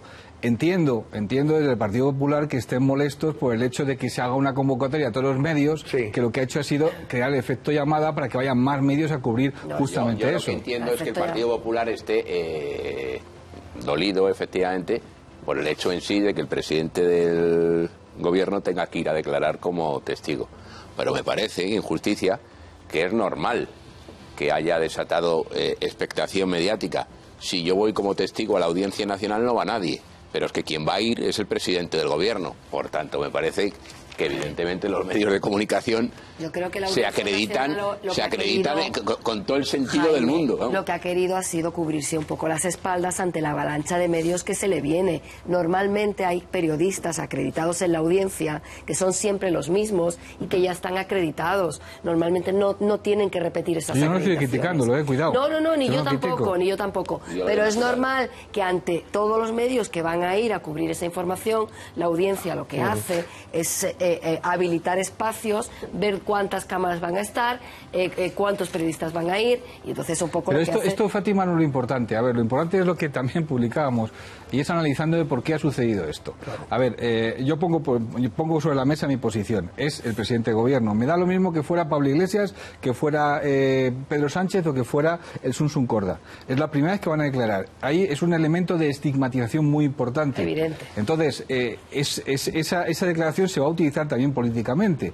Bien, yo analizo en unos artículos que hemos publicado hoy que todo esto es producto también del factor humano. Es decir, en esa sala, en la sección segunda, mejor dicho, hay una presidenta, que es la presidenta del Juzgado Penal, que no se lleva bien con Julio de Diego, que es un hombre conservador como ella y que está en la órbita de los conservadores, pero que ahora mismo pues se ha hecho muy amigo José Ricardo de Prada, que es un magistrado progresista muy inteligente, muy encantador, y le ha dado cariño. Entonces el desencuentro viene de cuando Julio de Diego vota por recusar a Espejel y a López por el tema del Partido Popular, y a partir de ese momento hay un desencuentro en el cual yo he trabajado con Espejel, sé cómo es una mujer dura, pues dura, rígida, sí. Es una mujer que le gusta llamar las cosas por su nombre y que tampoco se corta a la hora de echar la bronca a nadie en persona. Entonces ese desencuentro es lo que ha producido... público, además. Ese desencuentro lo que ha producido justamente el hecho de que Julio de Diego se haya ido a la otra parte. Date cuenta de cuando el tribunal decide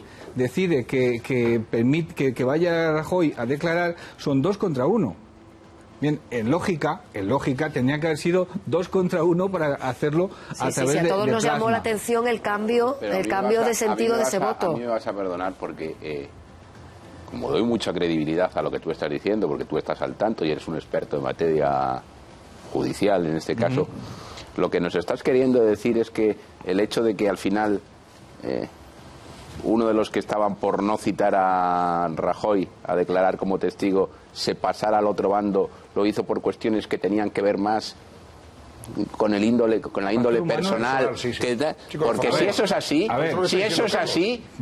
así, lo que estás haciendo, o si no lo haces tú, lo hago yo, es un reproche brutal a lo que es la esencia, a lo que debería ser la esencia de la justicia. Es decir, aquí no ha habido entonces un análisis del caso, de la situación en rigor jurídico, sino que se han llevado por situaciones reactivas, de cuestiones personales, si soy amigo, que si no soy amigo. Entonces, Julio de Diego tiene sus razones, y tiene sus razones jurídicas, que las puedes compartir o no. Yo digo siempre, el factor humano es más importante inclusive que el factor incluso jurídico o ideológico. A la hora de citar a declarar como testigo al presidente del gobierno, a la hora de cualquier cosa. Pues me quedo espantado. Hay gente que es de muy derechas y hay gente muy de izquierda que se va divinamente, que son muy amigos, no tiene ningún problema. Hay gente en la misma línea que no se entienden. Sí, estoy de acuerdo, pero no para cambiar la posición en relación con un asunto de una naturaleza tan grave como esta. Este es un factor que ha contribuido. Ahora, yo soy más crítico en todo esto. A ver, yo sé perfectamente cómo funciona la cosa del poder y entonces, bueno, yo en cierto modo aquí digo que ha fallado la comunicación interna. Pero yo he vivido en el pasado momentos en los cuales, pues bueno, pues las conexiones internas dentro del Poder Ejecutivo, Poder Judicial y demás, pues son personales. Entonces, en este caso, ¿qué hubiera pasado en tiempo de Pascual Sala o de Javier Delgado Barrio o incluso de Carlos Díbar? Presidentes del Supremo. Que son anteriores presidentes del Tribunal Supremo y del Consejo del Poder Judicial. Pues yo te hago una apuesta. Posiblemente Rajoy no hubiera ido a declarar. Pues entonces me está dando la razón. No, yo te digo que son varios factores que están no se analizan razones objetivas desde el punto de vista jurídico, sino que todos son guerras, cuestiones relaciones de corte personal. Eso es tremendo, pues entonces, claro... Espérame, García Margallo, que estaba haciéndome gestos, a ver. Yo creo que no podemos perdernos en la anécdota. Es decir, a ninguno de nosotros nos hace ninguna gracia ver al presidente del gobierno en la Audiencia Nacional, ninguna. Pero esto tiene un aspecto positivo, es decir, estamos hablando de Venezuela, es que España es un Estado de Derecho. Que el Estado de Derecho quiere decir que hay separación de poderes y que todos somos iguales ante la ley. Y es decir, ha comparecido en un tribunal una infanta de España y ahora se llama al presidente del gobierno a testificar y testificará lo que tenga que decir, y eso debe tranquilizar a todo el mundo. José, ahora no se cuestiona que testifique, lo que se cuestiona es que puede hacerlo por videoconferencia y al final se lo obliga los jueces a estar presente físicamente en la sala de juicio. Ya lo sé, pero se ha tomado la decisión de que no se haga por videoconferencia, que se haga presencial. Bueno, eso quiere decir que los jueces son imparciales, independientes. ¿Pero te parecen lógicas las A mí no me parece lógico. ¿Te parecen las razones que ofrece Carlos Belverde en su experiencia, conocimiento del asunto, que aquí el factor personal y humano es el que ha incidido para que Rajoy al final vaya físicamente a declarar? El factor personal influye absolutamente en todo. Y hay un caso, es decir, el llevarse bien, yo que he estado 5 años en el Ministerio de Asuntos Exteriores, el llevarse bien con tu colega te hace la vida mucho más fácil, porque puedes coger el teléfono y decir, oye, que tengo una dificultad y échame una mano. Esto es la vida.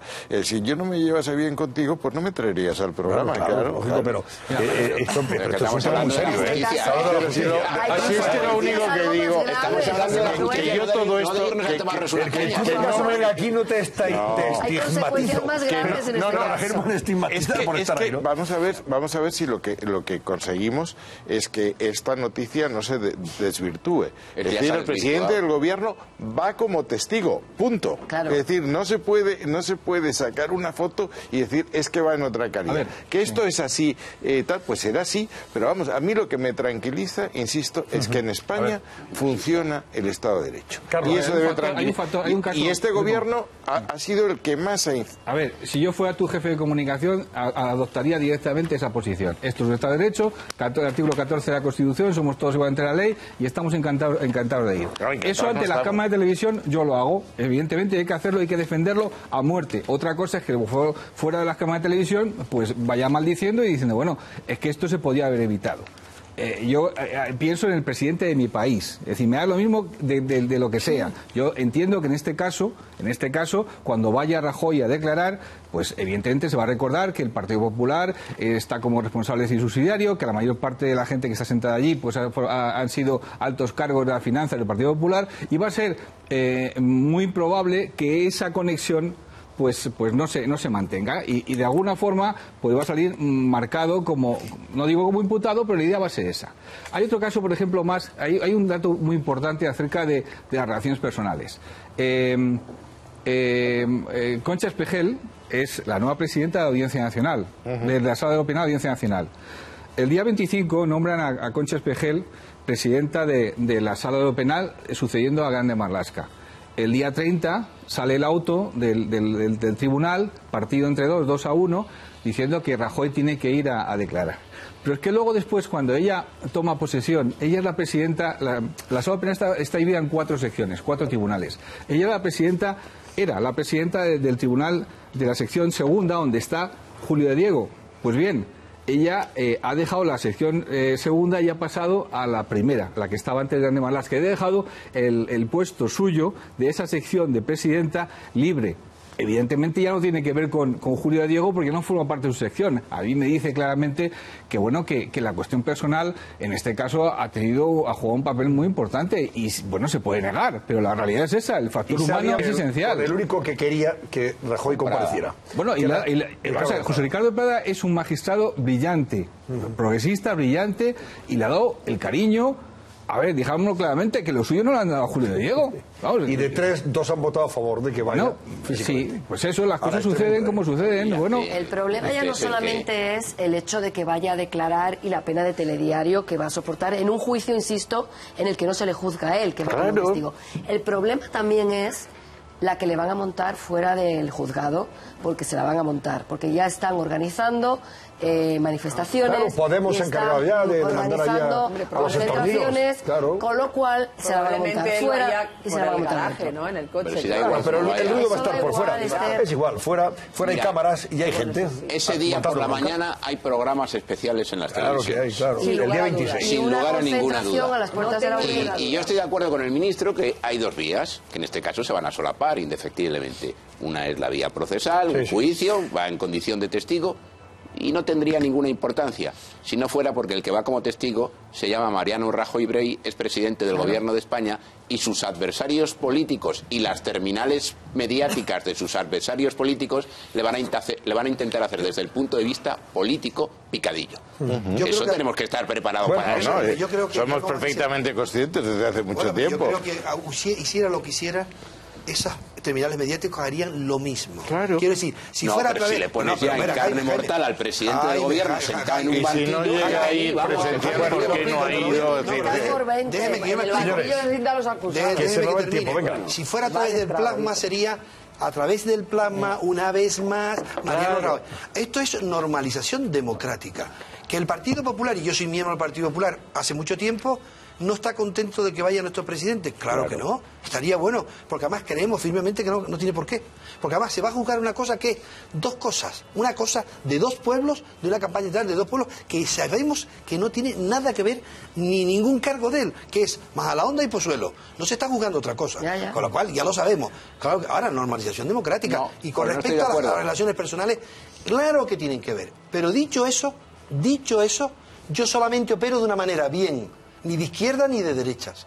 Pero las relaciones personales con mi entorno, claro que tienen que ver. Pero yo no, igual que los jueces, aplicarán la ley, que no es de izquierda ni de derecha. Y sus relaciones personales con los otros jueces, claro que tienen relación. Se llevarán mejor, no se llevarán mejor. Es que estoy completamente en desacuerdo contigo. Bueno, no importa, eso es bueno, ¿eh? Es que vosotros los del PP estáis ahora... ¿Quiénes son nosotros los del PP? Si somos 800.000. Normalidad democrática no es. Porque en un país normal, el presidente del gobierno no hubiera tenido que ir a la audiencia. Eso te lo garantizo. Esto es un síntoma precisamente de anormalidad. ¿Belver, tú opinas lo mismo? Hombre, no, pero si yo he puesto a disposición el primer momento. Me da lo mismo que sea mi presidente del gobierno. Yo entiendo que si hay un elemento estigmatizador, porque le van a montar el circo fuera, pues evidentemente, y eso se va a utilizar. Y al final el problema es que todo es política. Entonces, se va a convertir en una arma arrojadiza. Y yo creo que el señor Margallo, que es Partido Popular, y usted también, entiendo que ustedes tengan la posición de que es un hombre que todos somos iguales ante la ley y demás, pero fastidia muchísimo cuando esto tenía que haberse evitado, evidentemente. Bueno, señores, gracias, Carlos Belver. Un inciso, el único que hay aquí que estuvo hace 31 años en la visita de los Reyes de España a Londres es el Moa, que era corresponsal en Londres del Grupo 16, y este señor era mi redactor jefe en Cambio 16. ¿Tú estabas entonces Sí, señor. En la visita? Pues quédate un ratito más, que a lo mejor no vas a contar algún detalle. Cuando conocí a Lady Di. Reina Sofía visitan hace 31 años, fue una visita de Estado también, de Gran Bretaña, y hoy se ha repetido con el rey Felipe y la reina Leticia. Y además la reina de Inglaterra ha puesto mucho énfasis en que desde el punto de vista protocolario se llegara al máximo. Digamos que ha tirado la casa por la ventana, como se dice en estos casos vulgarmente. Lo comparan con la visita del presidente chino hace medio año o así, ¿no?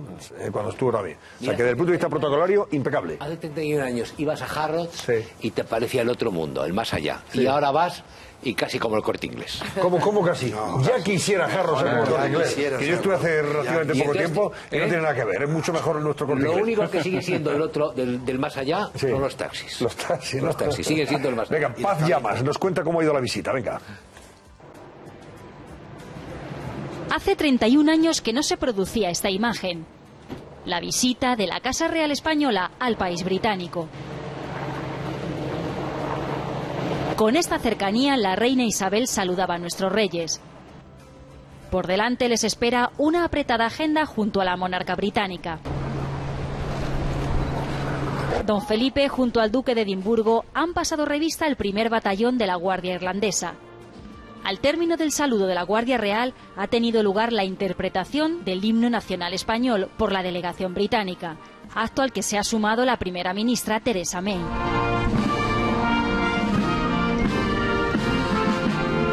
Tras el acto, los reyes, junto a la reina Isabel y el duque de Edimburgo, han recorrido la avenida de Mall hasta la entrada del Palacio de Buckingham, engalanada con banderas españolas e inglesas.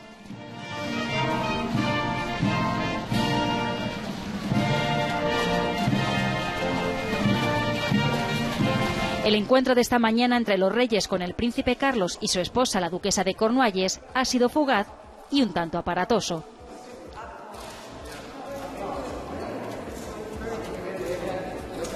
Por la tarde, el rey y la reina han continuado con la agenda y han visitado la exposición de objetos españoles pertenecientes a la colección real en la Picture Gallery del Palacio de Buckingham.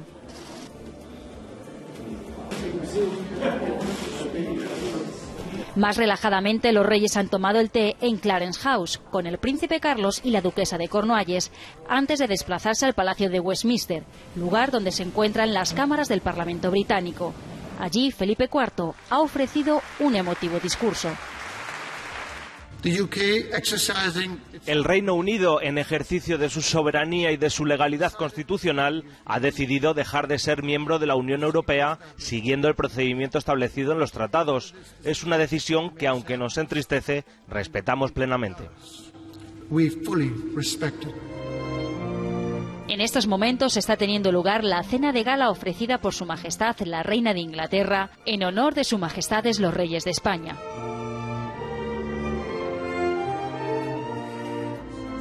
Esas son imágenes de la cena de gala de esta noche, José Manuel. Ellos, sí. Bueno, ya ves, una cena de gala en todo su esplendor. Bueno, ha intervenido el rey en el Parlamento británico. Hace 31 años, por cierto, Carlos Berber, Juan Carlos era el primer rey extranjero, si no recuerdo mal, ¿verdad?, que intervenía en la Cámara, ¿no? Y además, el primero. Y además reivindicó Gibraltar, y la sensación que teníamos era que éramos una joven nación que finalmente habíamos regresado a la democracia, acabamos de entrar en el mercado común y todo era esperanza.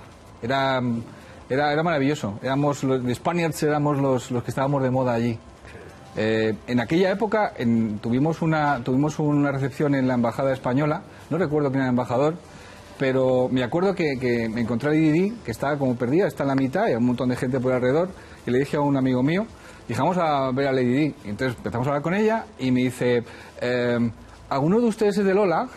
La importancia de Lola, amigo. Y Lola tenía uno bajito que hablaba, que Juan Chávez, el fotógrafo. Sí, claro, iba acompañando siempre a los reyes, Juan Chávez. Qué feo era. Sí, pero el tío era fantástico. Era pequeñito. Sí, pequeñito. Peruano, me parece, Juan Chávez. Bueno, yo me fui a buscarle, le llevé tal, y aquí lo tiene. Y entonces le hicimos la traducción y le dijo que eran las fotos que eran maravillosas, que todas las semanas veía Lola, que para él era su revista de referencia, que ojalá en Inglaterra hubiera un Lola, luego se sacó el Hello, y se tiró ahí hablando 20 minutos con el de Lola. Con Juanito Chávez. Haciendo traducción. Que era un tipo muy eficaz, un fotógrafo, Pequeñito, ¿verdad? Que una cosa... Sí. Bueno, pues hoy el rey también ha hablado de Gibraltar. ¿Has escuchado la intervención, José Manuel? No. Bueno, él ha dicho, dice, hombre, él ha pedido que los gobiernos de Madrid y de Londres, los gobiernos de España y eso, hablen, dialoguen y a poder ser que intenten buscar una fórmula que satisfaga a las partes. Fórmula que, por otra parte, sería simplemente cumplir con la doctrina de Naciones Unidas, es decir, respetar la legalidad internacional. Lo que sí es importante cuando ves estas imágenes es valorar la importancia que tiene la corona como activo en nuestras relaciones exteriores. Claro. No solo en el Reino Unido y en las monarquías, sino en todo el mundo, desde luego en Hispanoamérica, en el mundo árabe, etcétera. La figura de los reyes de España, de don Juan Carlos y don Felipe, es algo que no tiene precio. Es decir, las puentes que la monarquía española puede tender es importante, y desde luego respecto a los 31 años que han pasado, pues ver lo que ha cambiado España en 31 años. Es decir, España, es verdad que Harrods, yo también estoy de acuerdo que es peor que el Corte Inglés, pero es que en infraestructura estamos infinitamente mejor. De hecho, nosotros estamos administrando. Ahora estamos viendo imágenes ha estado toda la familia real británica, toda la familia ha estado en esta cena. que no es normal que estén todos. Aquí la reina Isabel ha puesto énfasis en que estuviera toda la familia real para imprimirle precisamente a esta visita de Estado una importancia que también desde el punto de vista familiar, también por el lazo, por el grado de parentesco, ¿no?, con la familia real española, quería reflejarse y visualizarse. Yo no sé, fíjate, desde el punto de vista protocolario creo que la visita está siendo impecable, ¿no? Decía antes que al máximo todas las que han hecho los reyes, ¿eh? No, pero en aquella visita del rey hubo polémica, Carlos Belver, ¿verdad? La de Juan Carlos.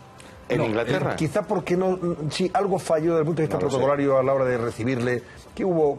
¿No hubo yo no recuerdo, fíjate, no recuerdo. Yo que sí recuerdo es que abrimos en Diario 16 con la foto del rey diciendo Gibraltar, español, y todo el mundo dijimos, vamos a ver, que iba a un sitio que por primera vez de hacía muchos años, oficialmente, bueno, la primera vez que un rey iba a Inglaterra, al Reino Unido, a hablar, y que en el Parlamento planteó eso. Y allí a muchos medios de comunicación aquello les escoció. Por supuesto, los llanitos en Gibraltar se subieron por las paredes.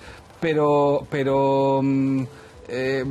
a ver, fue técnicamente perfecto el viaje.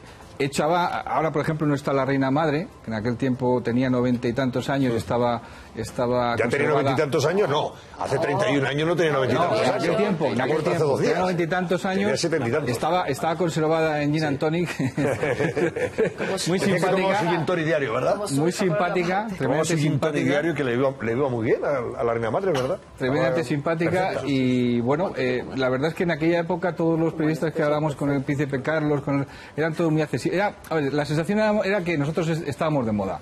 Los españoles estábamos de moda. Acabamos de volver de la dictadura y estábamos de moda. Y aquello, pues yo viví allí 4 años maravillosos en los cuales, pues, éramos lo mejor de lo mejor. Bueno, mira, seguimos estando. Y un inciso que tú has dicho antes. Fíjate que la de Inglaterra en estos momentos están planeando hacer justamente el tren de alta velocidad. Pero fíjate, en marca España en 4 años ha subido el puesto número 17 en el mundo a 13. Hemos subido 4 puntos. Y como siempre, quien peor valora a España es la propia España. Que esto es una originalidad autóctona. Que hace 30 años los periódicos se abrieran con esas declaraciones del rey sobre Gibraltar y 30 años después o 31 estemos en las mismas, habiendo exactamente con lo mismo. Que mira lo que ha dicho Picardo. A ver, el contencioso sigue ¿Has visto lo que ha dicho Picardo?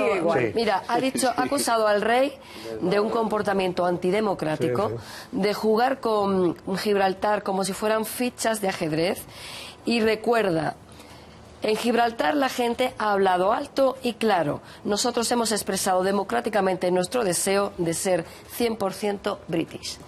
Punto y final. Bueno, pero es que cumplir, quien se encarga de dictaminar lo que es la legalidad internacional es Naciones Unidas, y Naciones Unidas ha dicho lo que ha dicho. A ver lo que piensa el señor Picardo cuando se consume el Brexit. Lleva una temporada y empieza a sufrir las consecuencias. Ahora nosotros me temo que va a estar un poquito más moderadito. Yo insisto mucho, y que hay que empezar a hacer un desarrollo integral de esa zona, primero para seducir a los gibraltareños de que estar con nosotros va a ser un buen negocio, y para acabar con esa capacidad de chantaje que tiene Gibraltar con nuestros trabajadores, y eso debíamos empezar de forma inmediata, y es realmente fácil de hacer y rentable, porque el estrecho de Gibraltar es la zona del mundo donde el tráfico marítimo es mayor. Entonces ahí puedes hacer una hongkonización del área, y luego entenderse con los americanos para el tema de la base, porque tendríamos Rota y Gibraltar teniendo un área estratégica en el Mediterráneo de primera Desde el punto de división. vista comercial, brevemente, José Manuel, estamos hablando de una visita que tiene también mucho. España, creo que el volumen de negocio está en torno a los 30.000 millones de euros. En la balanza comercial es favorable a España en más de 7.000 millones. Pero sobre todo empresas muy importantes. Lo que es importante no es tanto el tráfico comercial de intercambio de bienes y servicios como las inversiones. 60.000 millones. El stock de inversiones de España en el Reino Unido es extraordinariamente importante, y estamos en los sectores más importantes y más tecnológicamente avanzados. Estamos hablando de empresas muy importantes. Tienes bancos, tienes energía, tienes gestión de infraestructuras, tienes renovables, tienes un montón de... Hay 200 empresas españolas de alto peso. Yo estuve en Londres ahora hace muy poco con todos los empresarios antes de esta visita. Precisamente con el motivo de esta visita. Yo fuiste ministro de Asuntos Exteriores, en la marca España, que es que la infraestructura y el estado de bienestar español es que está muy por encima del inglés, pero con diferencia. Pues mira, hablamos de empresas. Está bueno, BBVA, están los bancos BBVA, Sabadell, Santander, está Ferrovial, está Acciona, está Telefónica, está Repsol, Hoteles Meliá, en fin... no sé, Inditex, pero si damos trabajo a 140.000 personas allí. Las empresas más importantes del IBE las tienes, pero no solamente eso, sino mañana hay precisamente una reunión del rey un encuentro con empresarios británicos y los empresarios españoles que están presentes en Gran Bretaña y en fin, esto tiene una dimensión económica bastante notable. Y que en estos momentos con el Brexit tendrá su repercusión, me imagino. Esto tendrá también sus consecuencias. Tiene importancia, ten en cuenta, estábamos hablando solo de inversiones y de servicios, es que hay 17 millones de turistas británicos todos los años. Y la colonia de residentes británicos en España, sobre todo en mi zona, en Alicante, Valencia, bueno, también en Marbella, es importantísima. Vosotros lo que pasa es que tenéis más alemanes que británicos. Espérate un momento, Antonio, vamos a hacer la última pausa de la noche y ahora volvemos y repasamos precisamente a las portadas. Pero Carlos que esto ha salido. Buenas noches. Hasta la próxima ocasión. Vamos con la publicidad, venga, rápido. Bueno, recta final del Cascabel, son las 12 y 18 minutos. Os muestro las portadas y comentamos alguna cosa más. ABC, portada dedicada al rey Felipe en Londres junto a la reina Isabel, ahí la ven ustedes. El rey pide al Reino Unido diálogo para Gibraltar en su franco discurso ante el Parlamento británico, aplaudido durante un minuto también por Theresa May. Lamenta el Brexit, pero emplaza a mantener incluso mejorar las relaciones bilaterales. La Razón también, portada dedicada a los reyes en esa visita. Isabel II recibe a Felipe VI con todos los honores. El rey apela al diálogo para Gibraltar. Reclama ante el Parlamento confianza y certidumbre para los inmigrantes españoles tras el Brexit. El Mundo también, portada y foto sobre la visita. El rey pide determinación para solucionar el caso de Gibraltar. Sobre el Brexit dice: dejar la Unión Europea es una decisión que, aunque nos puede pesar, respetamos plenamente. Emigrantes españoles, hay que trabajar para que el acuerdo de salida les dé confianza y certidumbre. Y sobre el terrorismo, rindo tributo a Ignacio Echeverría, que como otros británicos o no, tuvo un comportamiento ejemplar. El País también, portada para la visita y foto. El rey destaca en Londres las ventajas de la unidad europea.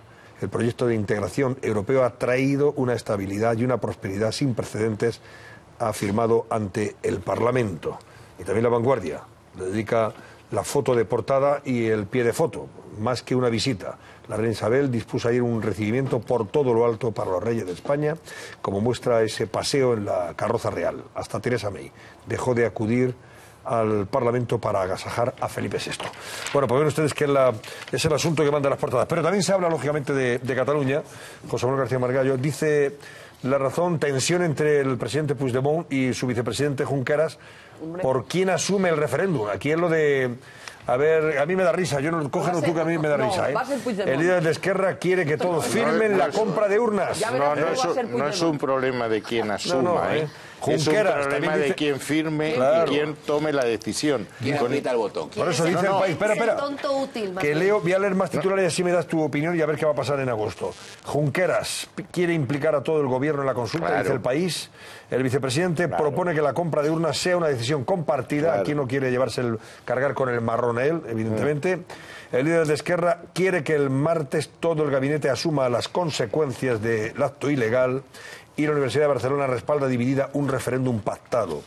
Sobre este asunto, también El Mundo dice: multas de hasta 600.000 euros para los alcaldes que cedan el censo para ese referéndum. Cuenta atrás para el referéndum ilegal en Cataluña. La entrega de datos del padrón para fines ilícitos vulnera la ley de régimen local. Y Junqueras y Romeva, responsables de comprar las urnas para la consulta. Bueno, hay otros que... Dice La Vanguardia: Puigdemont quiere como gestor del 1 de octubre a Junqueras. Y este dice que verdes las han secado. El presidente agrupará competencias del referéndum en una única consejería. Y el vicepresidente y Romeva plantean asumir la compra de las urnas. Pero en fin, esto claro, es que aquí el que firme va caminito de Jerez. No, es que la decisión es colegiada. Es decir, el que no salve su voto de una adopción del gobierno incurre en responsabilidad. Pero yo quería decir luego, antes, si me permites, que yo empiezo a creer que no se va a producir el Brexit. Empiezo a creer que puede... ¿Que puede haber marcha atrás sobre el Brexit? Que cuando una vez que se haya consumado el divorcio, y sobre todo cuando se hayan establecido las condiciones del postdivorcio, no sería insensato que el gobierno británico plantease a los electores diciendo estos son las consecuencias reales de la salida. Antes estamos hablando en hipótesis. Esto es a lo que nos enfrentamos, y la otra posibilidad es quedarnos como estamos y volver a votar sobre ese referéndum. Y hacer un referéndum. Bueno, yo creo que eso es una posibilidad. Sobre Cataluña, ¿cómo ves tú esta situación? Si es que yo creo que estamos en una tragicomedia en que ninguno de los actores sabe cómo va a terminar esto. A mí me da la impresión de que aquí no hay una estrategia, Firma tú, hay que a mí me da risa. Puros movimientos tacticistas.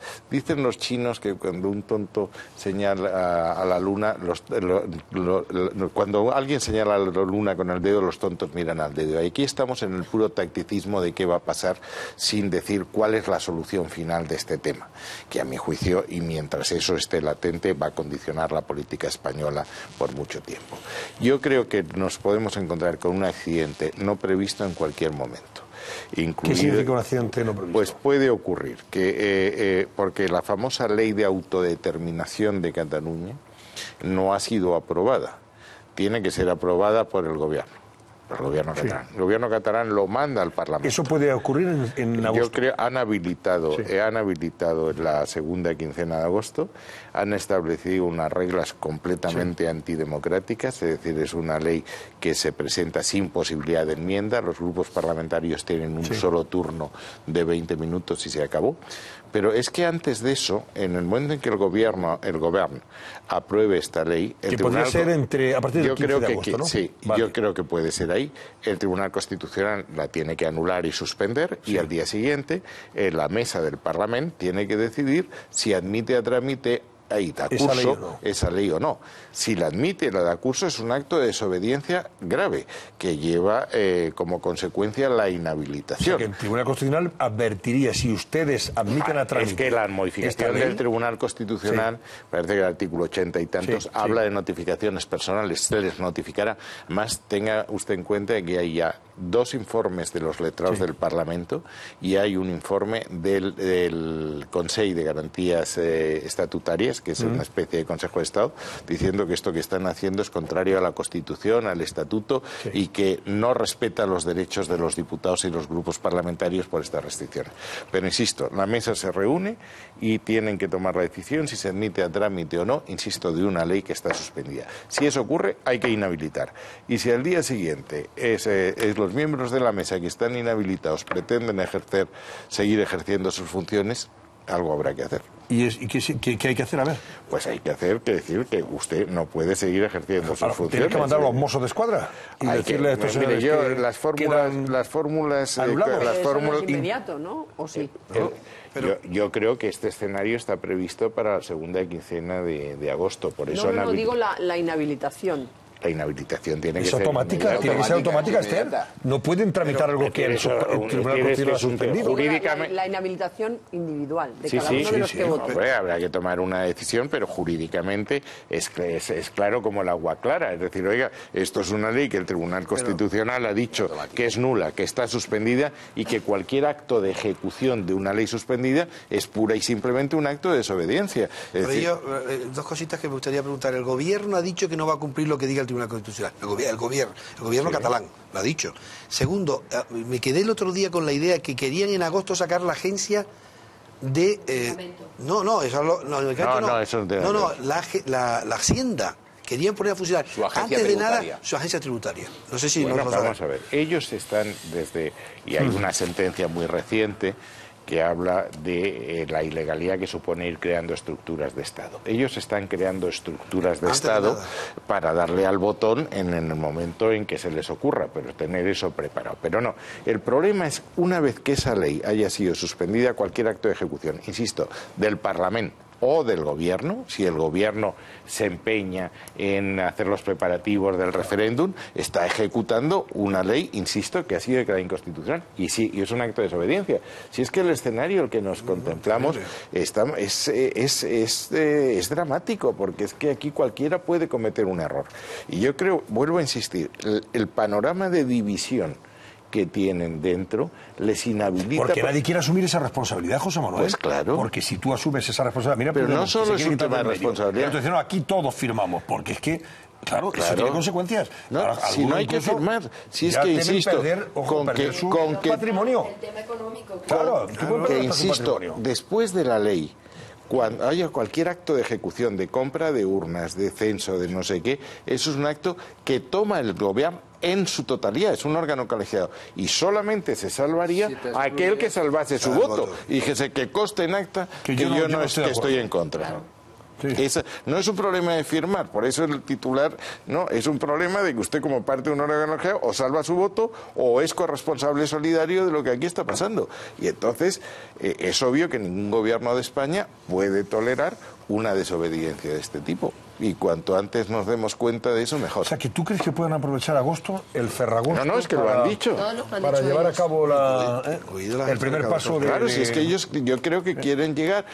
Si es que para llegar el 1 de octubre en condiciones, tienen que aprovechar porque ya van muy justitos. Sí, pero el momento, vamos a ver, pero si ya no tenemos tiempo, pero vamos a ver, José Manuel, si efectivamente el gobierno eso es mi opinión personal, aprueba esa ley del referéndum el día 15, aproximadamente... o el 16, me da igual, y lo envía al Parlamento para que tramite el Parlamento catalán. Perdón, es que antes hay un paso intermedio, que es que el Tribunal declara inconstitucional. Por eso, mientras no se haya declarado inconstitucional, aquí no pasa nada en términos jurídicos. Pero en el momento en que el Gobierno de la Generalitat apruebe ese día la ley de referéndum, que es una ley ilegal, el Tribunal Constitucional le dice, eso es ilegal, queda suspendido. Y usted no puede tramitar esto en el Parlamento de Cataluña.